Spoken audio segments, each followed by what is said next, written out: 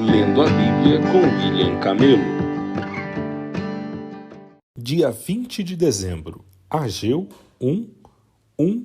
2, 23.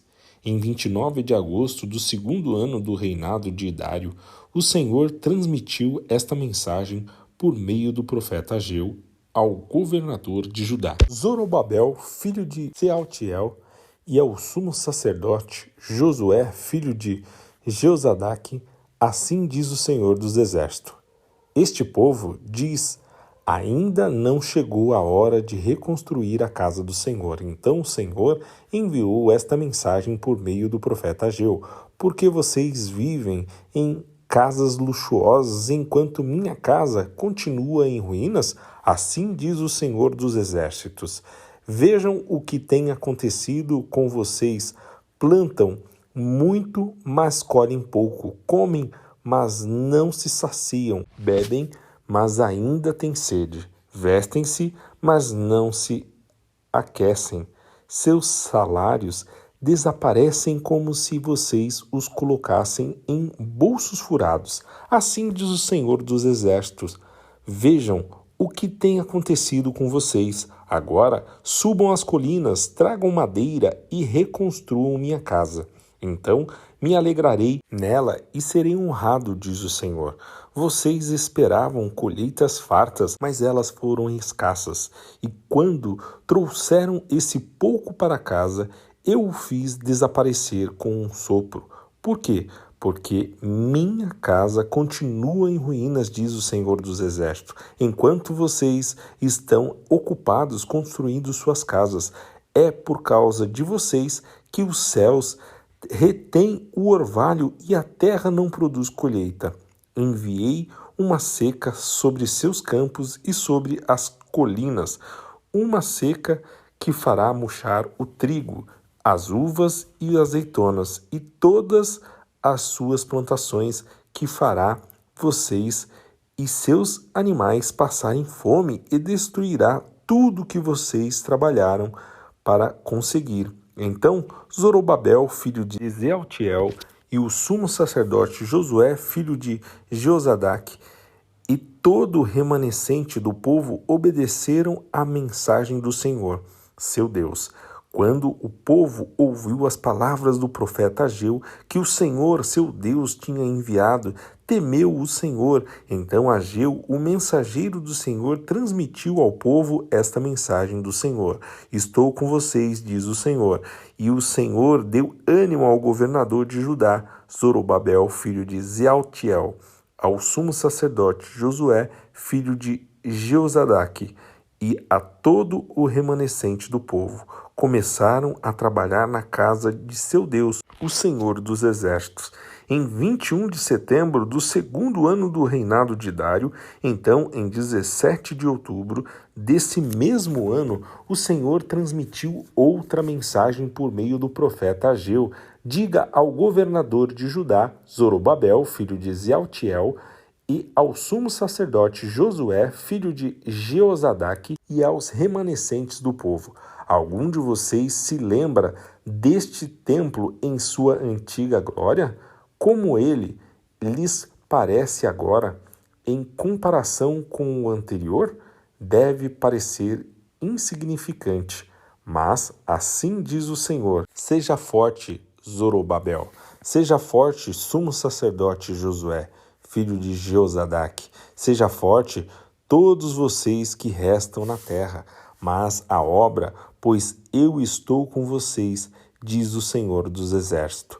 Meu espírito habita em seu meio, como prometi quando vocês saíram do Egito. Portanto, não tenha medo. Por assim diz o Senhor dos Exércitos: em pouco tempo sacudirei novamente os céus e a terra, os mares e a terra seca. Sacudirei todas as nações, e os tesouros das nações virão para este templo, encherei este lugar de glória, diz o Senhor dos Exércitos. A prata e o ouro me pertencem, diz o Senhor dos Exércitos. A glória deste novo templo será maior que a glória do antigo, diz o Senhor dos Exércitos, e neste lugar estabelecerei a paz. Eu, o Senhor dos Exércitos, falei. Em 18 de dezembro do segundo ano do reinado de Dário, o Senhor enviou esta mensagem ao profeta Ageu.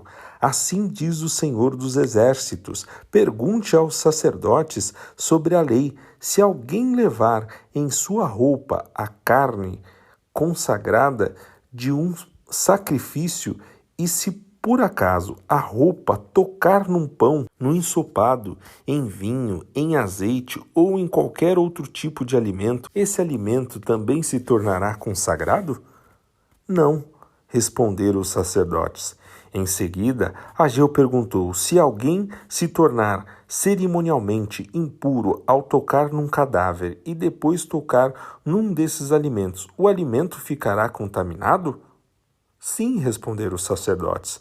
Então Ageu disse: é o que acontece com este povo e com esta nação, diz o Senhor. Tudo o que fazem e oferecem é contaminado por seu pecado. Vejam o que está acontecendo com vocês antes de começarem a lançar os alicerces do templo do Senhor. Quando esperavam uma colheita de 20 medidas, colhiam apenas 10. Quando esperavam tirar 50 medidas da prensa de uva, tiravam apenas 20. Enviei ferrugem, mofo e granizo para destruir tudo que vocês trabalharam para produzir. E, no entanto, vocês não voltaram para mim, diz o Senhor.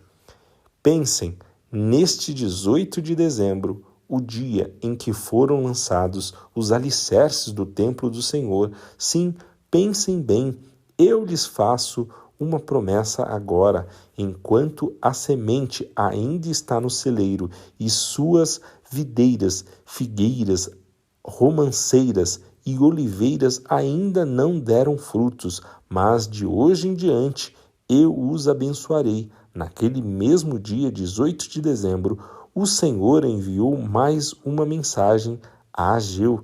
Diga ao governador de Judá, Zorobabel, que estou prestes a sacudir os céus e a terra, derrubarei tronos e destruirei o poder de reinos estrangeiros, derrubarei os carros de guerra e seus condutores, os cavalos cairão e seus cavaleiros matarão uns aos outros. Naquele dia, diz o Senhor dos Exércitos, honrarei você, meu servo Zorobabel, filho de Sealtiel. Farei que você seja como um anel de selar em meu dedo, diz o Senhor, pois eu o escolhi, eu, o Senhor dos Exércitos, falei. Apocalipse 11, 1-19. Depois disso, recebi uma vara de medir e me foi dito: vá e tire as medidas do templo de Deus e do altar, e conte o número de adoradores, mas não meça o pátio exterior, porque ele foi entregue às nações. Elas pisotearão a cidade santa durante 42 meses. Darei autoridade a minhas 2 testemunhas, e elas se vestirão de pano de saco e profetizarão durante 1260 dias. Essas 2 testemunhas são as 2 oliveiras e os 2 candelabros que estão diante do Senhor de toda a terra. Se alguém tentar lhes fazer mal, da boca lhes sairá fogo e consumirá seus inimigos. Assim deve morrer quem tentar lhes fazer mal. Elas têm poder para fechar o céu, a fim de que não chova durante o tempo que profetizarem, e têm poder para transformar as águas em sangue e para ferir a terra com pragas de toda a espécie, quantas vezes desejarem. Quando tiverem concluído seu testemunho, a besta que vem do abismo lutará contra elas, e ela as vencerá e as matará. Os corpos ficarão estendidos na rua principal da grande cidade, chamada figuradamente Sodoma, e Egito, onde seu Senhor foi crucificado. Durante 3 dias e meio, todos os povos, tribos, línguas e nações olharão para esses corpos e ninguém terá permissão de sepultá-los. Os habitantes da terra festejarão e trocarão presentes entre si para comemorar a morte dos 2 profetas que os haviam atormentado. Depois de 3 dias e meio, porém, Deus soprou vida nos 2 profetas, e eles se levantaram, enchendo de terror os que os viram. Então, uma forte voz do céu disse aos 2: Subam aqui. E eles subiram ao céu numa nuvem sob o olhar de seus inimigos. Nesse momento, houve um grande terremoto que destruiu 1/10 da cidade. 7.000 pessoas morreram e as que restaram ficaram aterrorizadas e deram glória ao Deus do céu. O segundo terror passou, mas logo vem o terceiro. O 7º anjo tocou sua trombeta e fortes vozes gritaram no céu: O reino do mundo se tornou de nosso Senhor e de seu Cristo, e ele reinará para todo sempre. Os 24 anciões que estavam sentados em seus tronos diante de Deus se prostraram com o rosto em terra e o adoraram, dizendo: Nós te agradecemos, Senhor Deus, o Todo-Poderoso que és e que eras, pois agora assumiste teu grande poder e começaste a reinar. As nações se enfureceram, mas agora chegou o tempo de tua ira. É tempo de julgar os mortos e de recompensar teus servos, os profetas, assim como teu povo santo e todos que temem o teu nome, desde os pequenos até os grandes. É tempo de destruir todos que causaram destruição na terra. Então se abriu no céu o templo de Deus, e dentro do templo foi vista a arca de sua aliança. Houve relâmpagos, estrondos e trovões, um terremoto e uma grande tempestade de granizo. Salmos 139, 1-24. Ó Senhor, tu examinas meu coração e conheces tudo a meu respeito. Sabes quando me sento e quando me levanto. Mesmo de longe conheces meus pensamentos. Tu me vês quando viajo e quando descanso. Sabes tudo o que faço. Antes mesmo de eu falar, Senhor, sabes o que vou fazer.